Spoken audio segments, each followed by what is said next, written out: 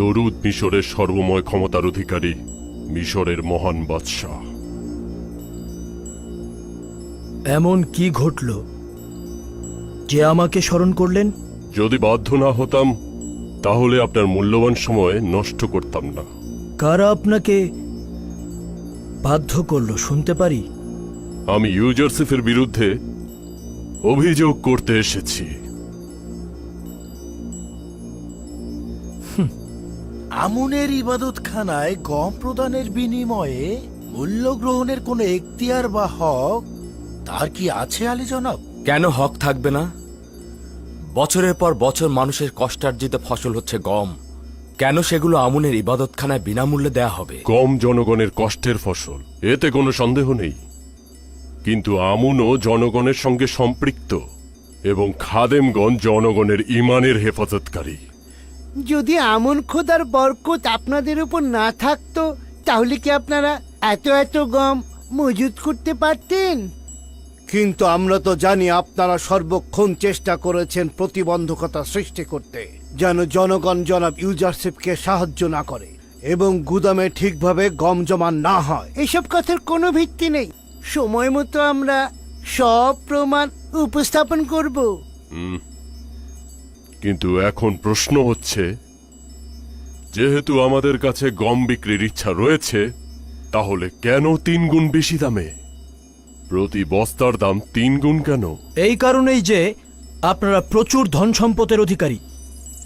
আপনারা তো আমুনের ইবাদতখানায় সংরক্ষিত কিছু স্বর্ণরৌপ্য ব্যবহারও করতে পারেন। প্রয়োজনের সময় কি আমাদের খোদাগণের আমাদের পাশে দাঁড়ানো উচিত না? বিনয়ের সঙ্গে বলতে বাধ্য হচ্ছি, মনে হচ্ছে আমুনের ধন সম্পদ নিয়ে এখানে কোনো একটা চক্রান্ত চলছে।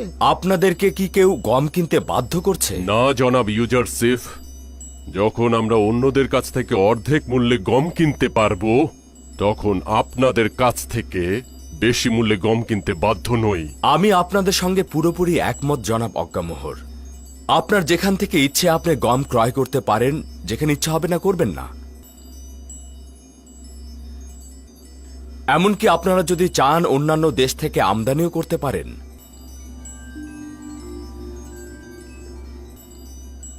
আশা করছি আমাদের এই পদক্ষেপকে হুকুমতের বিরুদ্ধে গোলযোগ সৃষ্টি হিসেবে গ্রহণ করবেন না।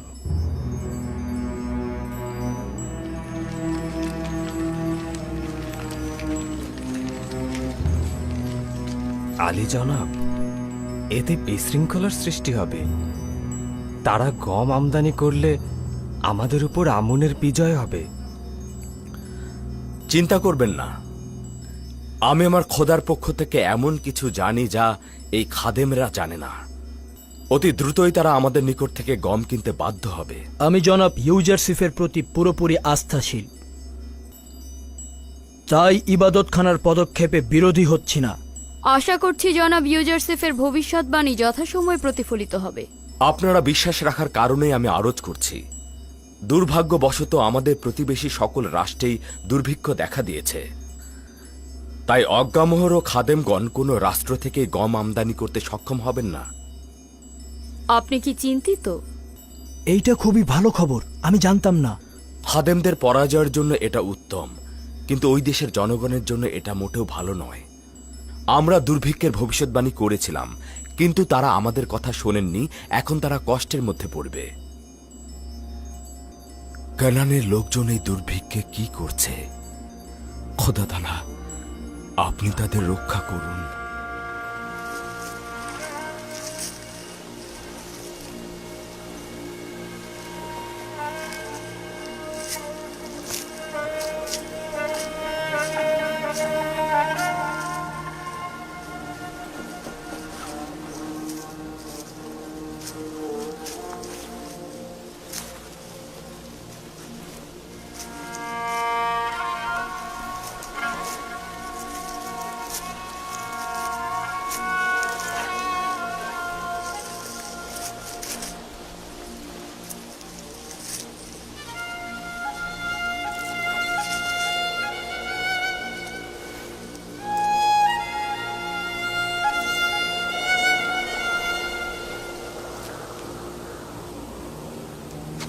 ইয়াহুদা, দেখো, 10টি ছড়া থেকে পাওয়া এই গমের কি অবস্থা? এই গমগুলো তো কাটা যাবে না। বেনিয়ামিন, আব্বাজানকে গিয়ে এই গমগুলো দেখাও, তারপর জিজ্ঞেস করো যে গমগুলো আমরা এখন কাটবো না এভাবেই রেখে দেব। আচ্ছা দেখি আব্বাজান কি বলে। আমরা একাত্মবাদী খোদার দিনের নবী হজরত ইব্রাহিমের অনুসারী। আমাদের কিতাব সোয়াফে ইব্রাহিম। দাদা জান, হজরত ইব্রাহিম কে ছিলেন? উনি আমার দাদা জান ছিলেন, খোদা তাআলার একজন পয়গম্বর ছিলেন এবং তিনি প্রথম কেনানে আগমন করেন। দাদা যান, আমাদের পূর্বে কি কেউ কেনানে বসবাস করত, নাকি কেনানে বসবাসকারী হিসেবে আমরাই প্রথম? না পুত্র আমার, আমাদের পূর্বেও কেনান ছিল এবং সেখানে কেউ কেউ বসবাসও করত। দাদা জান, কেন আমাদের বনি ইসরায়েল বলা হয়? কেনানের প্রাচীন অধিবাসীরা তোমাদেরকে বনে ইসরায়েল বলে ডাকে, কেননা তোমরা আমার নাতি নাতনি ও আমার উত্তরসূরি। আমার আরেকটি নাম হলো ইসরায়েল, তাই তোমাদের ও তোমাদের পিতাগণকে আমার উত্তরসূরি হিসেবে বনে ইসরায়েল বলা হয়।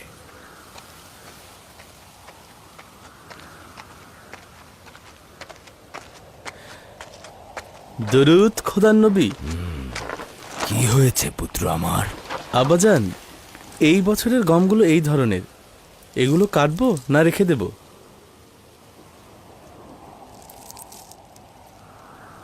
এগুলো আসলে ভালো ফসল নয়, কিন্তু আমরা তো অনেক চেষ্টা করেছি, কিন্তু উপায় নেই। সামনে বিপদ আসছে, তাই গমগুলো তুলে নিয়ে এসো, যেন কিছুটা হলেও মজুত করা যায়। দুর্ভিক্ষের সময় দেখবে ওগুলোই কাজে দেবে, নয়তো আমরা বাঁচতে পারবো না। হ্যাঁ ঠিক বলেছেন আব্বাজান, মরে যাওয়া ছড়াগুলোও তুলে নিতে হবে। যদি আমাদের জন্য গম নাও থাকে, সেগুলো তো জীবজন্তুর খাবার হবে। ঠিক বলেছ, তুলে ফেলো, এগুলোই এখন অনেক মূল্যবান। ঠিক আছে আব্বাজান, আসি। 30 বছর হয়ে গেল কল্যাণ ও বরকত আমার ছেলেদের নিকট থেকে দূরে সরে গেছে। যখন থেকে তাদের এক ভাই হারিয়ে গেল, তখন থেকেই তাদের জন্য সবকিছু কঠিন হয়ে গেল।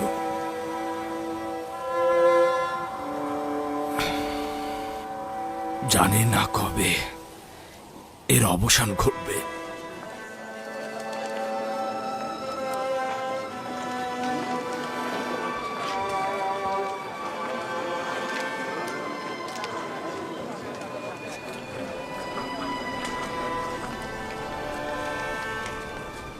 ইউজারশিপ ছাড়া মিশরের কারোর কাছে কোনো গম অবশিষ্ট নেই। মিশরের সমস্ত গম তারা গুদামে মজুত করে ফেলেছে। এটা আমি জানি, কিন্তু আমাদের উদ্দেশ্য হলো মিশরের প্রতিবেশী রাষ্ট্র থেকে কম আমদানি করা। আমি যতদূর জানি আমাদের প্রতিবেশী রাষ্ট্রগুলোতেও দুর্ভিক্ষ দেখা দিয়েছে।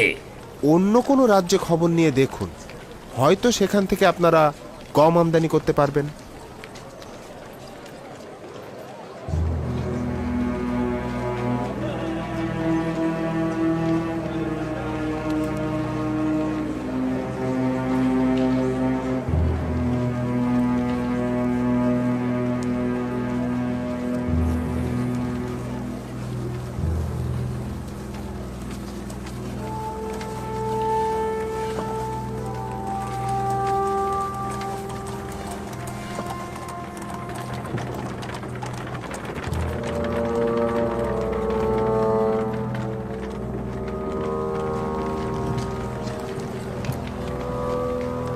দাঁড়াও,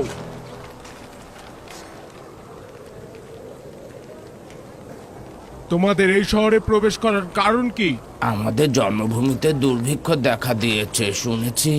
মিশর পর্যাপ্ত গম সংরক্ষণ করেছে, তাই এসেছে সাহায্যের জন্য। তোমরা সম্ভবত খাবেরিয়া এলাকার অধিবাসী।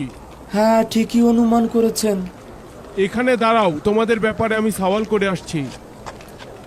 আমি ফিরে আসা না পর্যন্ত যেন এরা এখানেই থাকে।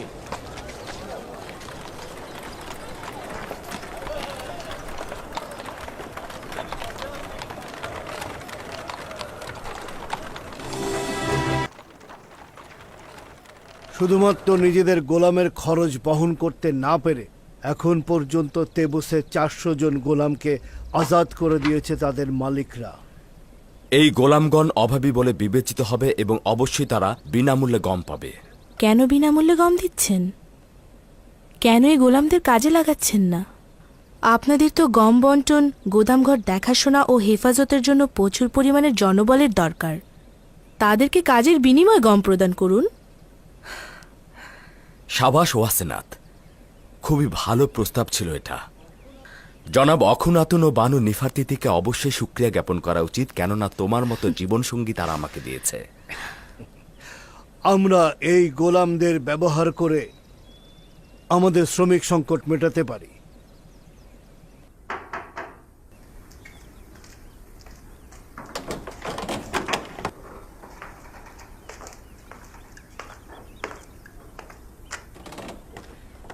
দরুদ হাকিম জনাব ইউজারশিপ। তোমার উপরও খোদার দরুদ। আলী জনাব, আমি শহরের পূর্বের সদর দরজা থেকে এসেছি। সেখানে আমাদের প্রতিবেশী দেশ থেকে একদল লোক এসেছে। তারা খাবেরিয়া এলাকার লোক, গম কিনতে এসেছে। আগে জানতে হবে ওইসব এলাকায় সত্যি দুর্ভিক্ষ হয়েছে কিনা। কেবলমাত্র দুর্ভিক্ষ হলেই আমরা সাহায্য করব। যে সকল দেশে দুর্ভিক্ষ হয়েছে খুব শীঘ্রই সেই নামগুলো দাখিল করা হবে। মুনাফাখোরদের হাত থেকে রক্ষা করার জন্য 1 মাসের অতিরিক্ত গম অর্থাৎ 10 বস্তার বেশি কাউকে দেবেন না। আর মূল্যটাও নির্ধারণ করবেন দুর্ভিক্ষের পূর্বের অবস্থার। তাদের নাম ঠিকানাও সঠিকভাবে লিপিবদ্ধ করবেন, যাতে এর মধ্যে তারা আর গম উত্তোলন করতে না পারে। আর তাদের দিকে অবশ্যই ভালো করে দৃষ্টি রাখতে হবে, যাতে তারা কোনো যুদ্ধ অস্ত্র নিয়ে প্রবেশ করতে না পারে। এটি দুর্ভিক্ষ কবলিত দেশগুলোর তালিকা এবং বিশেষ নির্দেশনাবলী। এবার আপনি কিছু বলুন বানুতি। এরা ইবাদতখানা ধ্বংস করার ইচ্ছায় রয়েছে, এমনকি আমাদেরকে 3 গুণ বেশি দামে গম কিনতে বাধ্য করছে। এখানে আমার করার কি আছে? তারা বেশ কিছুদিন যাবৎ আমার রাজদরবারে প্রবেশ নিষেধ করেছে। আমার উপস্থিতিতে কোনো কথা বলে না। আমাকে ইবাদতখানার সাথে সংশ্লিষ্ট মনে করা হচ্ছে। যদি কিছু মাসের জন্য ইবাদতখানায় গম সরবরাহ করা হতো, আমরা আগামী বছর গম উৎপাদন করে এই সমস্যার সমাধান করে ফেলতাম। নিশ্চিত থাকো, পরবর্তী 5 বছর বৃষ্টি হচ্ছে না, গম উৎপাদন হচ্ছে না। জানি না কেন ইউজারশিপের ভবিষ্যৎবাণী হুবহু মিলে যাচ্ছে। আমরা সব সময় আপনার দিকে তাকিয়েছিলাম বানু। অখনাতুন তো ইউজারশিপে নিয়ে আমেন হতেব, শুনেছ? আমেন হতেব আমার সন্তান। আমি ওকে সব সময় এই নামেই ডাকবো। কখনো ওই ঠাট্টা বিদ্রুপের নামে আমি ওকে ডাকবো না। আচ্ছা ঠিক আছে বানু, আমেন হতেব। বানু, আপনি আমেন হতেবের রাজমহলে সব সময়ের জন্য আমাদের পক্ষের শক্তি ছিলেন। এখন দেখছি বানু আপনি আমাদের ভুলে গিয়েছেন। এটা কি ঠিক? আপনি আর একবার যদি জনাব অক্ষণ দুঃখিত, আমার ভুল হয়ে গেছে। জনাব আমিন হতেবের কাছে যেতেন, তাহলে ইবাদতখানার প্রয়োজনীয় গম সরবরাহ করা হতো।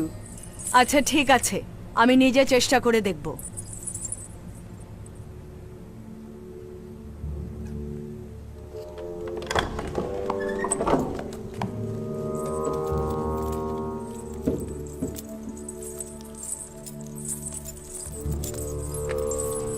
খোদাগণের ক্রোধ থেকে বেঁচে থাকো, আমুনের ক্রোধ থেকে বেঁচে থাকো। আমেন হতেব, যদি আমুন অভিশাপ দেয় তবে তুমিও তোমার গুদাম মাটির সঙ্গে মিশে যাবে। ইউজারশিপ তোমাকে ধোঁকা দিয়েছে, আমাদের সবাইকে ধোঁকা দিচ্ছে। ছাড়ো আমাকে। আশা করছি এই রাজপ্রাসাদ ধ্বংস হয়ে যাবে, তুইও ইউজারশিপ ধ্বংস হবি। ছাড় আহম্মক, আমাকে ছেড়ে দে। আমুনকে আর বেশি রাগান্বিত করিস না।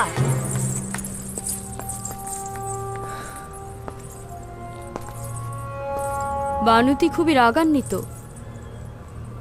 হয়তো ইবাদতখানার পক্ষ থেকে কোনো অপ্রীতিকর কথা শুনেছেন। আমারও তাই মনে হয়। ইবাদতখানার খাদেমরা তাকে উত্তেজিত করে তুলেছে। মহামান্য বাদশাহ, আমি বলেছিলাম না তারা গম কিনতে সফল হবেন না? যখনই আমার ঈমান তোমার প্রতি দুর্বল হয়ে যায়, তখনই তোমার একাত্মবাদী খোদার কুদরত দেখে বিশ্বাস ফিরে আসে। আমি নিশ্চিত যে তোমার সঙ্গে একাত্মবাদী খোদার বিশেষ যোগাযোগ রয়েছে। আমরা এখন পর্যন্ত একাত্মবাদী খোদার মোকাবেলায় আমুনের পরাজয়ের সাক্ষী রয়েছি। নিঃসন্দেহে গম ক্রয়ের ব্যর্থতা ও নতি স্বীকারের মাধ্যমে অজ্ঞামোহর ও খাদেমদের চূড়ান্ত পরাজয় ঘটবে। আমার ইচ্ছা হলো শেরেক ও কুফরের শিকড় পুরোপুরি উপড়ে ফেলে মিশরে একাত্মবাদী খোদার ইবাদত প্রতিষ্ঠিত করা। আমি আপনাকে নিশ্চয়তা দিচ্ছি ওই দিন আর খুব বেশি দূরে নয়। শুধুমাত্র কিছুটা সবুর করুন, যাতে আমুনের ইবাদতখানার ধন সম্পদ কমে যায় আর সাধারণ জনগণের বহু খোদায় বিশ্বাস ভেঙে যায়। তার মানে সত্যি সত্যি সেই দিন আসবে, যেদিন হাজার হাজার বছর ধরে মিশরের এই অত্যাচারী জুলুমবাজ আমুন খোদার সমাপ্তি ঘটবে।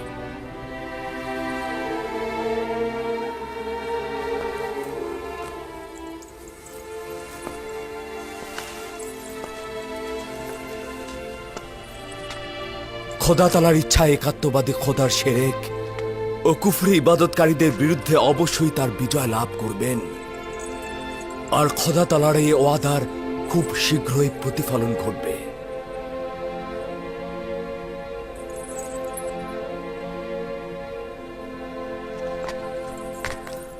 আমার চিন্তা কিন্তু শুধুমাত্র বানুতির জন্য।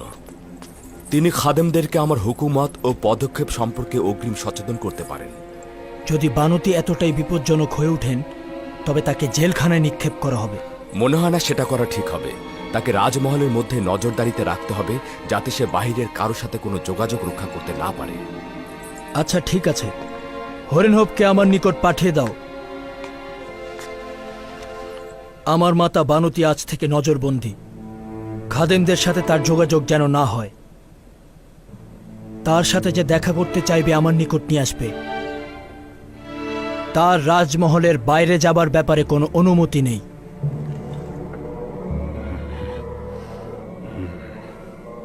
বিভিন্ন দেশের ব্যবসায়ীদের কাছ থেকে খবর নিয়েছি, মনে হচ্ছে না কোনো দেশ থেকেই গম পাওয়া যাবে। তারা বললেন আমাদের প্রতিবেশী দেশেও নাকি দুর্ভিক্ষ দেখা দিয়েছে। মিশরের বাইরে কোথাও গম মজুত নেই, আর যাদের মজুত ছিল এই 2 বছরে তাও শেষ হয়ে গেছে। উপায় নেই। আমুনের ইবাদতখানায় হাজার হাজার খাদেমকে ক্ষুধার্ত অবস্থায় মারা যেতে দিতে পারি না। অধিক মূল্যে গম কেনা ছাড়া আর কোনো উপায় নেই। কিন্তু জনাব অজ্ঞামোহর, এই ধন সম্পত্তি ইবাদতখানার শক্তি।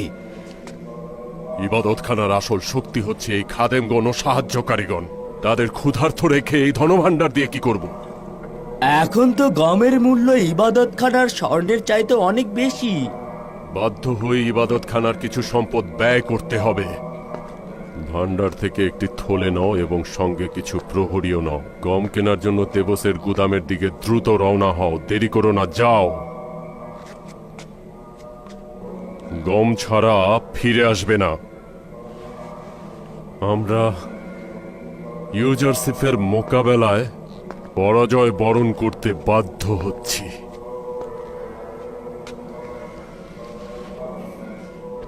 কিন্তু সময় মতো ইউজারশিপ ও অখুনাতুনকে এই হাতের মুঠোয় নিয়ে আসবো।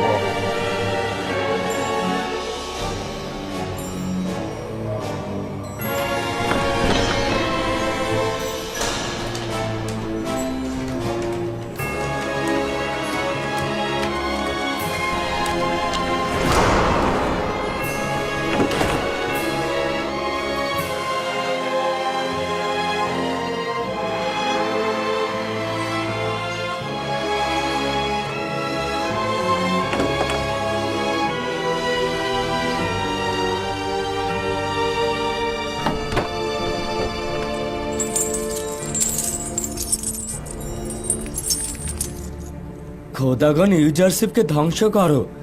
আশা করি আমুনের অভিশাপে সে ধ্বংস হয়ে যাবে। এই ধন সম্পদগুলো আমনের ইবাদতখানার শৌর্য ও ক্ষমতার প্রতীক। আশা করছি আমাদের খোদাগণের ক্রোধের আগুনে ইউজারশিপ ও তার খোদা এবং অখুনাতুন ধ্বংস হয়ে যাবে। 1 বোরা, 2 বোরা, 3 বোরা, 4 বোরা, 5 বড়া দিয়ে দাও। গোলাম ছিলে 10 বড়া পাবে, পরের জন এসো, 10 বড়া দিয়ে দাও।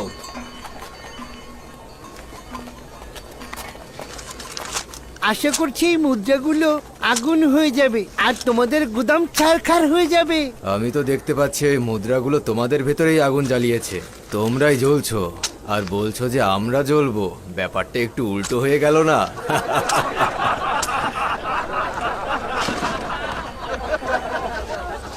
এই থলেগুলো 3000 দেবনের। হ্যাঁ, ইবাদত খানার জন্য 1000 বড়া দাও, পরের জন এসো। অন্যদের জন্য প্রতি বোরা 1 দেবন আর আমাদের জন্য কিনা 3 দেবন। আরে এগুলো তো ইবাদতখানা আমাদের দেওয়ায় হাতিয়া। আমরা তো এগুলো খোদাগণকে উৎসর্গ করেছিলাম, আর তারা তো দেখছি নিজেদের কাজে লাগাচ্ছে। ক্ষুধার জ্বালায় সাধারণ মানুষের পেট পিঠের সাথে ঠেকে গেছে, আর এরা এত মোটা হচ্ছে যে উপর থেকে পা পর্যন্ত দেখতে পায় না। বেশি করে খাও আর মোটা তাজা হও, পেট পূজারী ধর্মগুরু। কোন দিন যে এদের থেকে আমরা রক্ষা পাবো। অনেক বাকি আছে। পরের জন এসো, 15 বড়া দাও। একদম গুনে গুনে বড়াগুলো উঠাবে, একটা বড়াও যেন কম ঠিক না আছে। হয়। আমি দেখছি।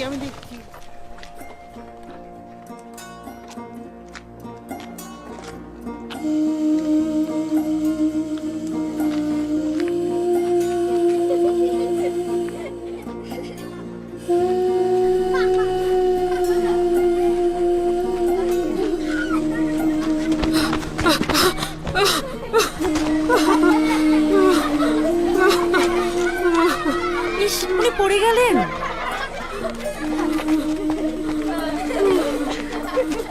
দেখে শুনে খেলতে পারো না? যাও যাও, অন্যদিকে যাও, ওইদিকে গিয়ে খেলো। সবাই যাও, অন্যদিকে যাও, অন্যদিকে গিয়ে খেলো। উঠুন উঠুন, আপনি উঠুন। এই যে আস্তে আস্তে। ভানু জুলেখা, আপনি এখানে? তুমি কে? কেন আমাকে চিনতে পারছেন না বানু? আমি রাজমহলের খাদেম ছিলাম। আপনি যখন সবাইকে আজাদ করে দিলেন, তারপরে আমি রাজমহল থেকে বেরিয়ে এসে নিজের ঘর সংসার বেঁধেছি, কিন্তু এখনো আপনার খাদেম হিসেবেই হাজির আছি বানু। সংসারী হয়েছ জেনে খুশি হলাম। আসুন বানু, আসুন আমার বাড়িতে আসুন, এখানেই আমার বাড়ি। না না, আমাকে যেতে হবে। কোথায় যাচ্ছেন? রাজমহলের পথ তো এইদিকে নয়। কেউ একজন বলল ইউজারশিপ মেনফিসে যাবে। সিরিয়া যাওয়ার সদর দরজায় যাব। যেহেতু নীলনদ শুকিয়ে গিয়েছে, তাই ইউজারশিপ সিরিয়া হয়েই মেনফিসে যাচ্ছে। তাকে দেখতে চাই। কার কাছে শুনেছেন আমার বানু? পরিচিত কেউ? সে নিশ্চয়ই আপনাকে কষ্ট দিতে চেয়েছে বানু। ওই বাজারে কে একজন যেন বলল, শুনলাম। আপনি নিশ্চয়ই তাকে আবার বকশিশও দিয়েছেন। কেউ যদি আমাকে ইউজারশিপের খবর এনে দেয়, তাকে কি বকশিশ দেব না? যদি এই খবর মিথ্যা হয় তাহলে?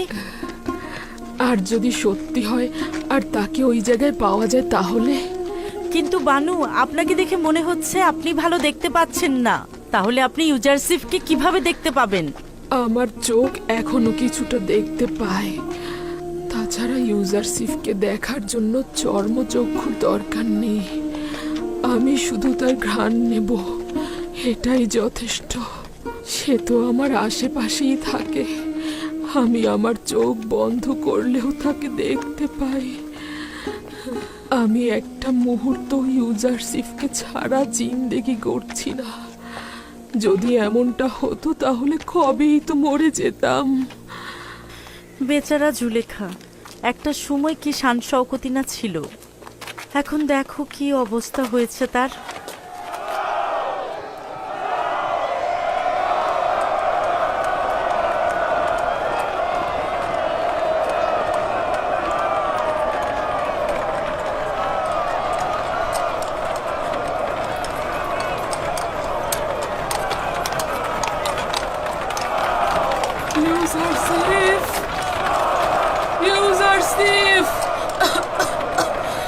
ইউসুফ!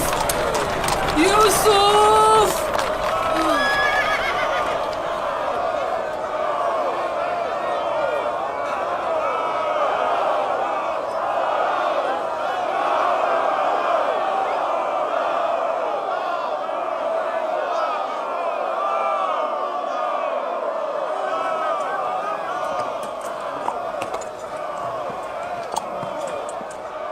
কি হলো আলী জনাব, কাউকে খুঁজছেন?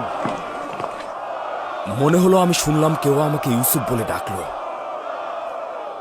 এখানে তো সবাই আমাকে মিশরের নাম ইউজারসিফ বলে জানে।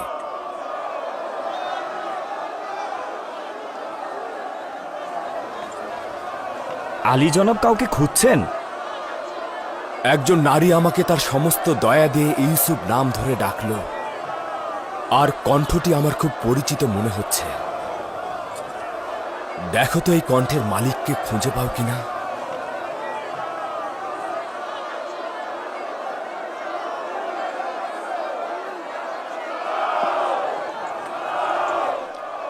খোঁজ করে কোনো ফায়দা নেই। এই বিপুল জনস্রোতের মধ্যে একটি কণ্ঠস্বরকে ভিত্তি করে কাউকে খুঁজে পাওয়া মুশকিল। রওনা হোক।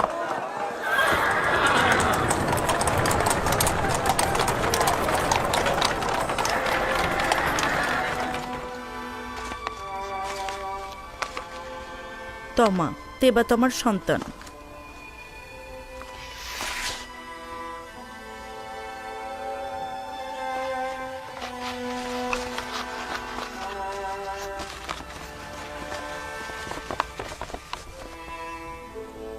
তুমি আজাদ হয়ে গিয়েছো।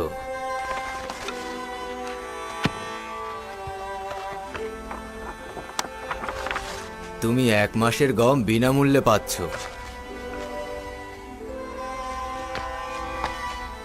10 বড়া। পরের জন এসো। নাম তিওমেনি, বেনেজির সন্তান।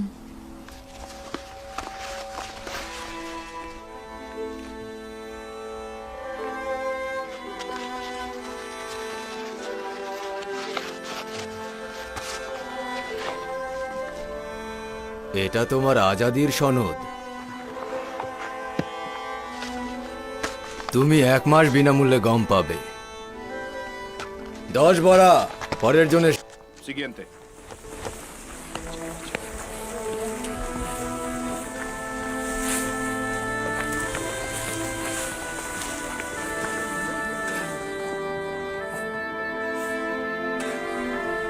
এই নাও 20 বোরা।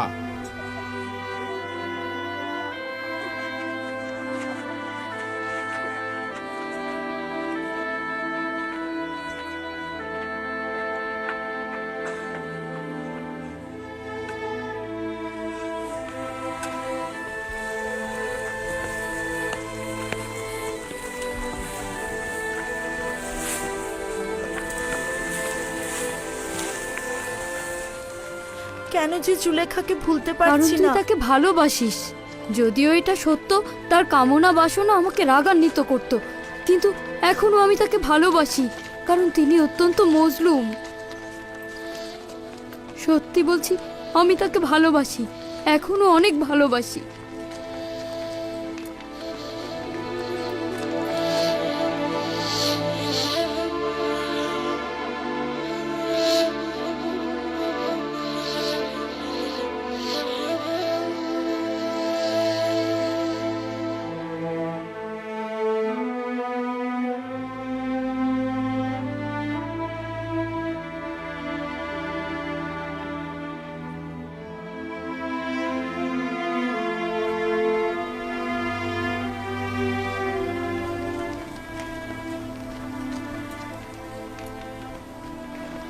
আমরা এখানে এলাম কেন জানি না, আমার তো এখানে আসার কোনো ইচ্ছাই ছিল না। কথায় ব্যস্ত ছিলাম আর মনের অজান্তেই এখানে চলে এসেছি। যদি বানু জুলেখা আমাদের আবার এখানে দেখেন, বলবেন তোরা আবার এসেছিস।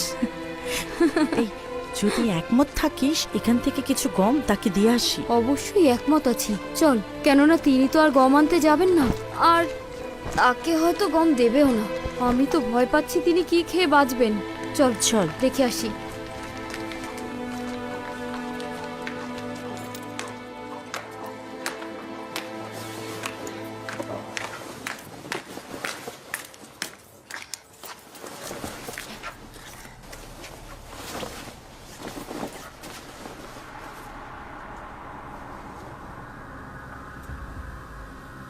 বানু জুলেখা গেলেন কোথায়? জানি না, সম্ভবত রাজমহলের বাইরে আছেন। বানু, বানু জুলেখা, বানু, বানু জুলেখা।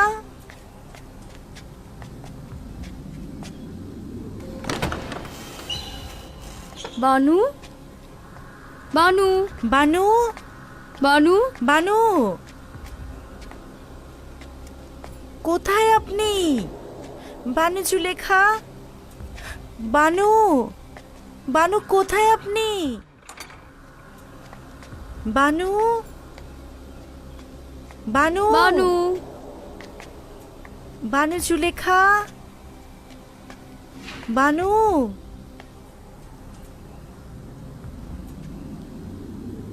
আমার মনে পড়েছে তমা, আমি জানি বানু জুলেখা কোথায় গিয়েছেন। আমার মনে হয় তিনি বক্তব্য প্রদান মঞ্চের কাছে আছেন। আমরা বরং কিছু গম খামির করে রেখে যাই তার জন্য।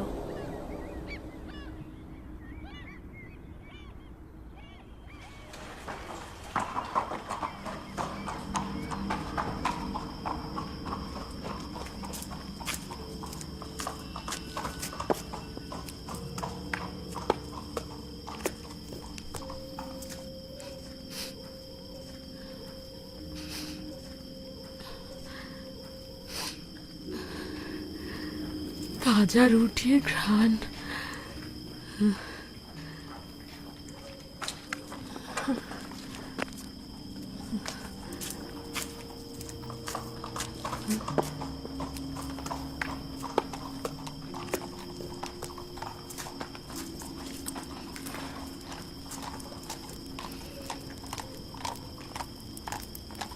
ওখানে কে?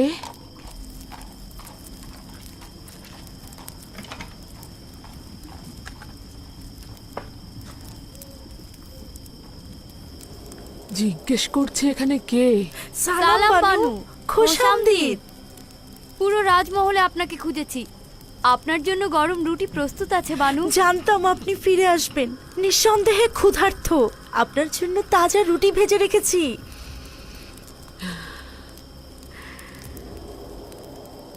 বুলবুলির মতো কথা বলতে শিখেছিস তাই না? কে বলেছে তোদের এখানে আসতে?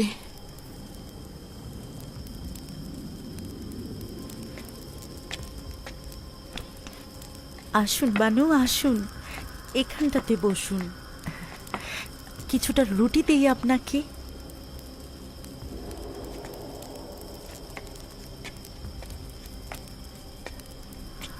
মনে মনে ভাবছিলাম আপনি হয়তো ক্ষুধার্ত।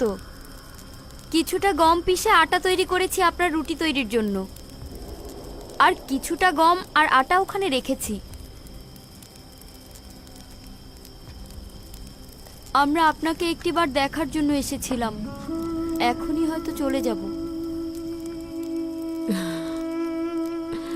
কোনো দরকার নেই যাওয়ার। মানুষ কি তার নিজের বাড়ি ত্যাগ করতে পারে?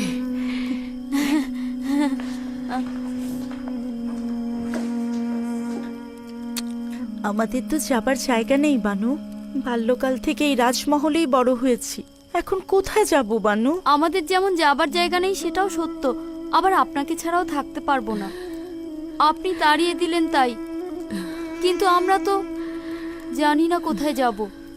আনমনে পথ চলতে চলতে দেখলাম আবার মহলেই এসে পৌঁছেছি।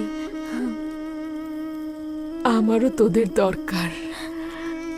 যদি পারিস এখানেই থেকে যা। তোরা ছাড়া আমার আর কে আছে?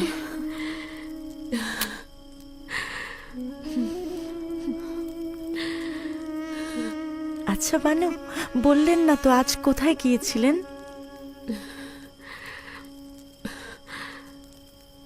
ইউসুফকে দেখতে।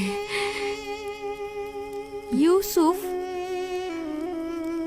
হ্যাঁ, ইউসুফ। আচ্ছা, তাকে দেখেছেন? হ্যাঁ, দেখেছি, খুব ভালোভাবেই দেখেছি। যতবারই ইউজারসিফ নামে ডাকলাম শুনলই না। ইউসুফ বলে ডাকার পরে শুনে ফেলল। ও আমাকে এদিক ওদিক খোঁজা শুরু করলো। তিনি কি আপনাকে দেখেছেন? না, আমার চেহারা লুকিয়ে ফেলেছিলাম, চাচ্ছিলাম না আমাকে এভাবে দেখুক। কিন্তু খুশি হয়েছি এ কারণে যে তাকে অনেক ভালোভাবে দেখলাম। এই দুর্বল চক্ষু দ্বারা? হ্যাঁ,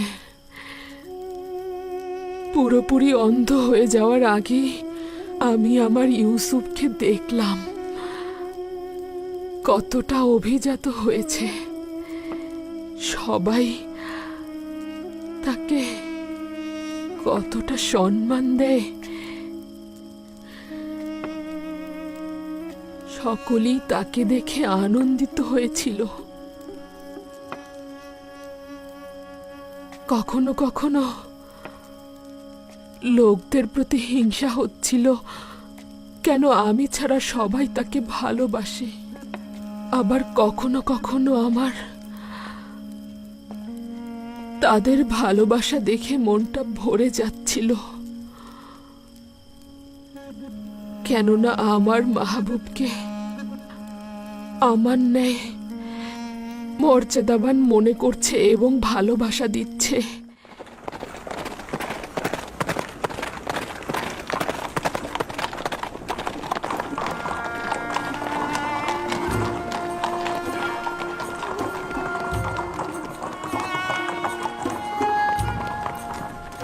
তোমরা গুদামগুলোর দিকে যাও।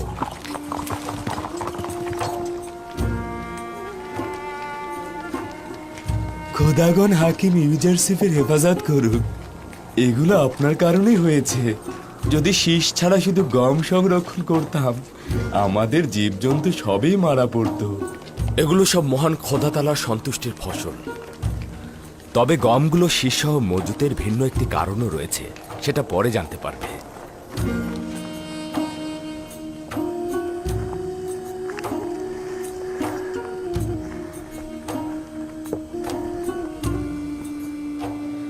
ষাট বোড়া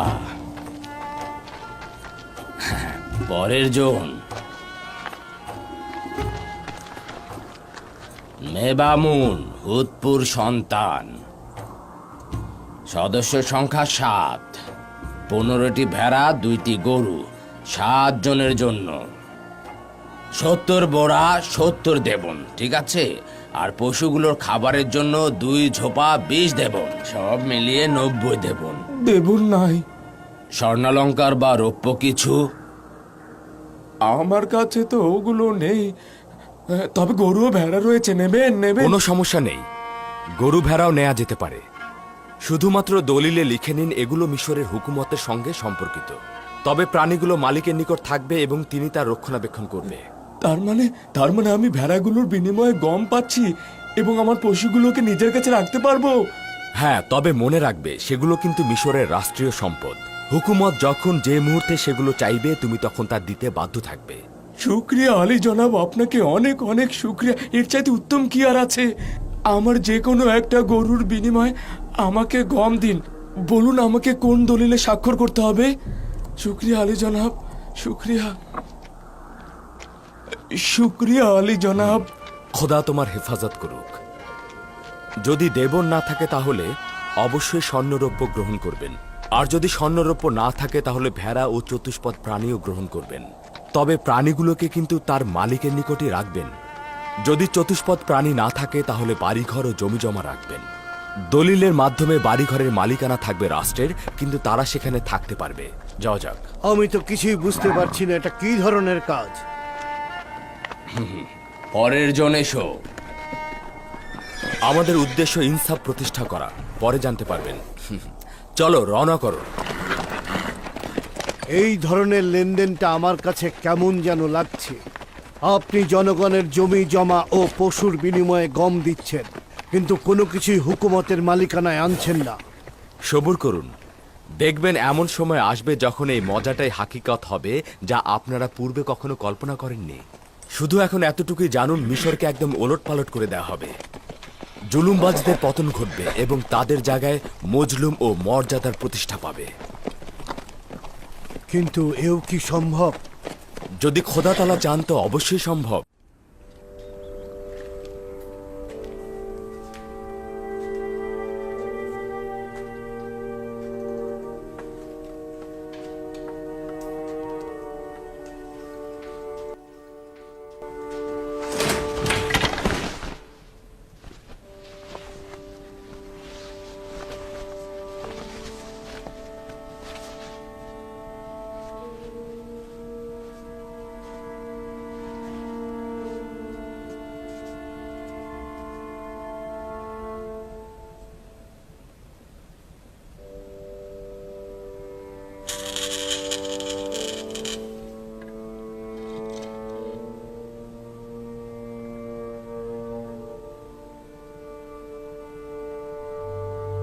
তুই আমুন, যার ইবাদত করতাম। আমার দরজার এক কোণায় তুই দাঁড়িয়েছিলি আর আমার গুনার সাক্ষী হতে চেয়েছিলি। আমি লজ্জায় তোর চেহারা ঢেকে দিয়েছিলাম।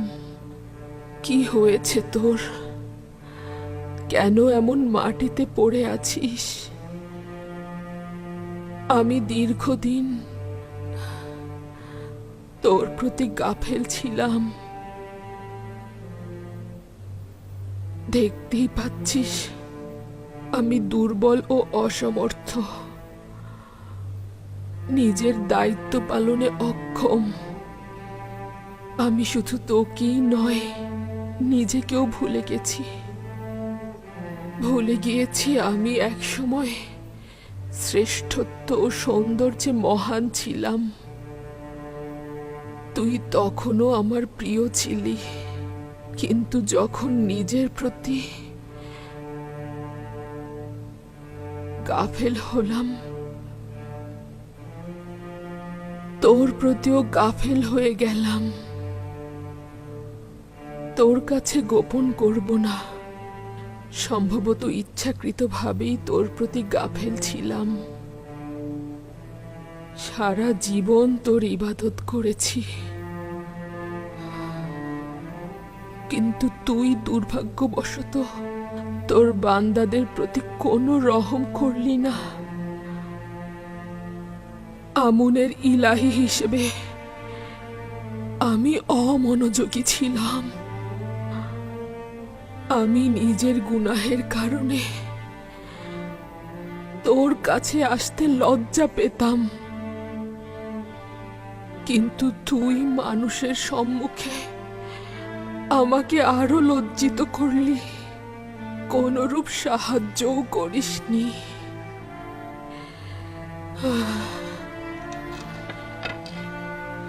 যাই হোক না কেন, তুই আমুন,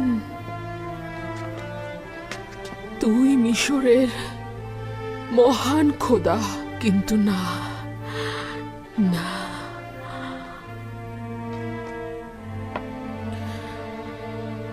কিন্তু না, শুনতে পাচ্ছি মিশরবাসীর খোদা পরিবর্তন হবে।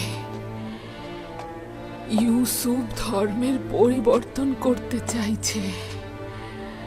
সে তার একাত্মবাদী খোদাকে তোর স্থলাভিষিক্ত করতে যাচ্ছে। তুই শুধুই চেয়ে চেয়ে দেখবি।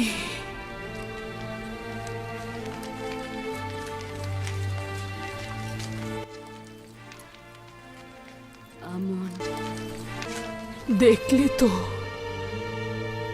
ইউসুফ একটা গোলাম ছিল, কিন্তু তার খোদা তাকে আজই যে মিশর বানালো।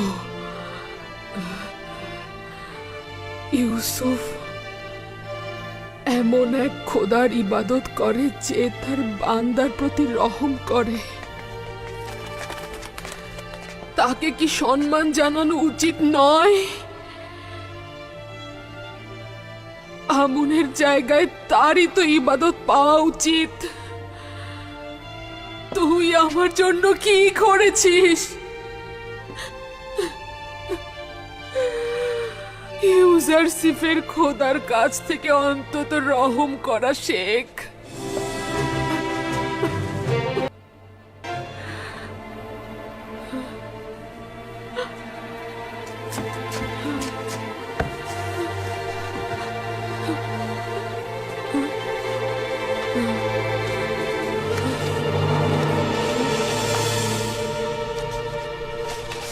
এই হচ্ছে ইউজারসিফের গোলামি সনদ, যা এখনো আমার কাছে রয়েছে।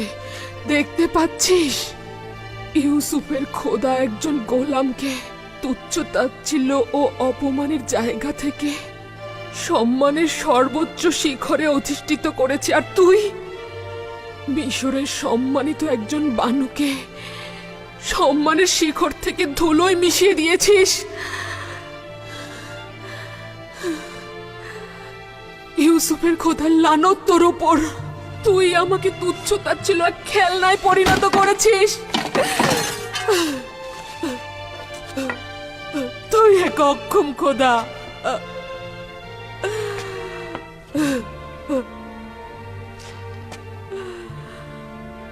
তুই আমাকে কিছুই দিতে পারিসনি। তুই আমাকে তুচ্ছ এক খেলনায় রূপান্তর করেছিস। আমি ধারণা করছি যে আমার এই অপমান অপদস্থ ইউসুফের খোদার ইচ্ছেতেই হয়েছে।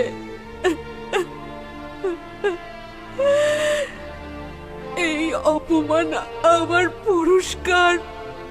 আমি ইউসুফের খোদার প্রতি অবিচার করেছি। ইউজারসিফের সৌভাগ্য, তার খোদা দয়ালু। কে তুমি? কি চাও? কিছু না বানু, আপনার খাবার এনেছি।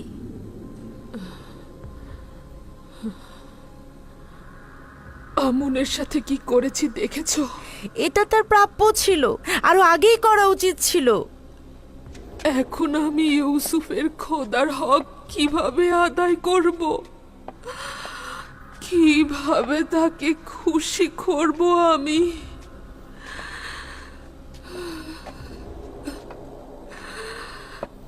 কিভাবে?